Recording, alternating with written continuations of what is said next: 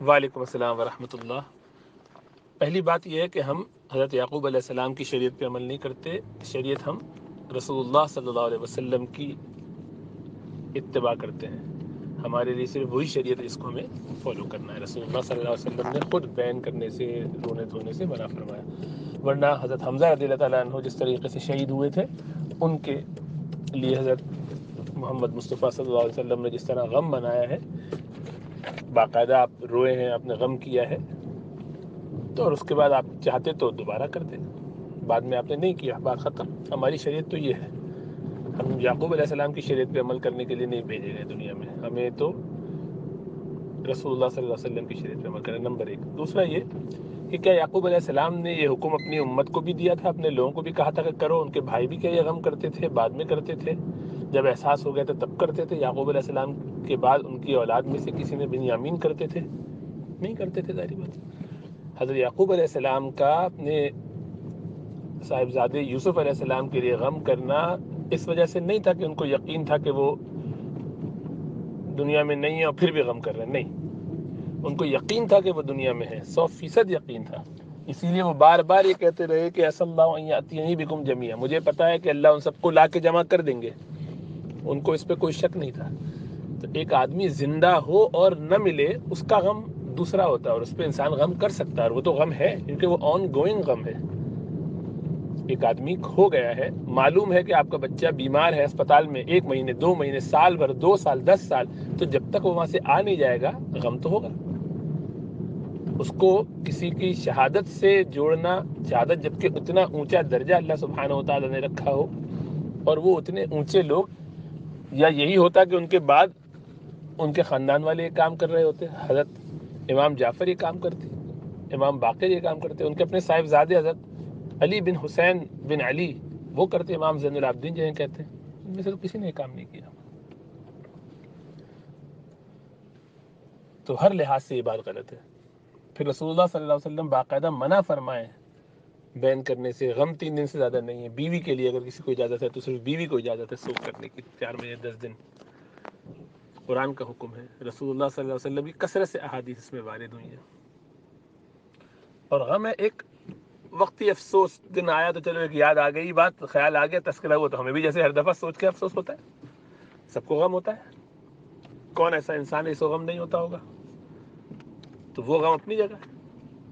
میرے بھائی کا 5 سال پہلے روڈ پہ انہوں نے گولی مار دی، گاڑی اس کی چرانے کی کوشش کی ہے، جو وہاں پہ ہوتا ہے پاکستان میں، کراچی میں۔ تم نے بھی کل اپنے کزن کا تذکرہ کیا تو یاد آیا، ایک لمحے کو افسوس ہوا، تھوڑی دیر کے بعد بات ختم ہو گئی۔ اس پہ ماتم تھوڑی کرتے ہیں، اس کو یاد تھوڑی رکھا کرتے ہیں ہر وقت۔ یہ نبی کا طریقہ نہیں ہے، ہمارے دین کا طریقہ نہیں، یہ سب فتنے اور فساد ہیں جو لوگوں نے بنائے ہوئے ہیں۔ اب خدا نخواستہ 10 سال بعد کسی اور کے بارے میں پتہ چلے گا کہ اس کے ساتھ یہ واقعہ ہوگا، تمہیں بھی یہ کزن یاد آئے گا، اس کو بھی افسوس ہوگا۔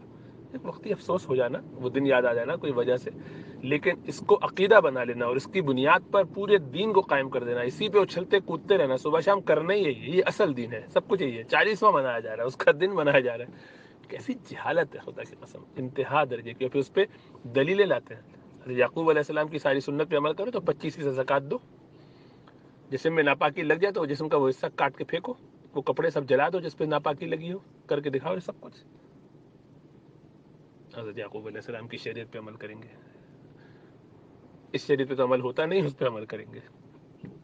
عجیب دھوکہ ہے خالی، اصل میں بس بات یہ ہے کہ فتنے کریٹ کرنے ہیں، شیطان کی باتوں میں آنا ہے، اور شیطان تو دشمن ہے ہی، وہ تو اپنی پوری محنت میں کوشش میں لگا ہوا ہے کہ ہمیں کسی طرح سب کو جہنم میں لے جائے، اور ایسے احمق لوگ ہیں کہ لگے ہوئے ان کے شیطان کے چکر میں، اس میں خوش بھی ہیں اور حجتیں پیش کرتے ہیں، دلیلیں الٹی پلٹی لے کر آتے ہیں۔ اللہ ہدایت دے بھائی، اللہ ہدایت دے۔ حضرت یعقوب علیہ السلام کو یہ معلوم تھا، اس خواب کی تعبیر بالکل واضح تھی کہ یہ ہوگا، کہ سورج اور چاند اور یہ 11 ستارے سجدہ کر رہے ہیں، یہ کریں گے۔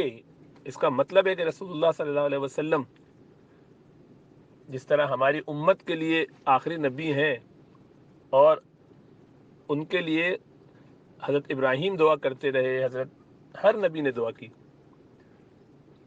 ربنا وابعث فیہم رسولا منہم، اسی طرح ہر نبی کو اگلے نبی کے بارے میں بھی پتہ ہوتا ہے، یہ اس کی منصب کے اندر، یہ اس کی جاب میں ہوتا ہے۔